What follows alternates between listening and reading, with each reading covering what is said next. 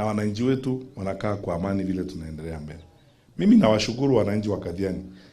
Ni baraka kukutana na ebyombe bitarie bya serikali nigo bya irokoboko ekyombe ky'abachori n'echimbebe Iebc ase ogotuguterare amarieta ya barai au ase ebyamayiga Kenya kurengana bagwatani korwa ase ebyombe ebyo nigo murobiro muikiranu otabwatiri anena ase ngana ya agenda amona abantu babwato borema ase bagotana nigo abariki gose abarwanirira akorwa ase ebyama batabwatetio murobiro yo ase nchire gwenerete.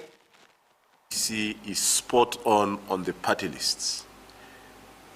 And therefore, we are asking political parties, particularly as a Center for Multi-Party Democracy, that you cannot come to justice with unclean hands. This is one election that we are noticing the highest misuse of public resources.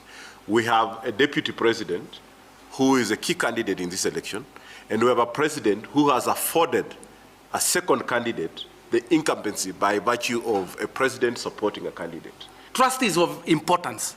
So if we are all well equipped in terms of information and skills on what is going to take place during the 9th August, I mean, we will all be a witness of this important exercise that is going to happen in 2022.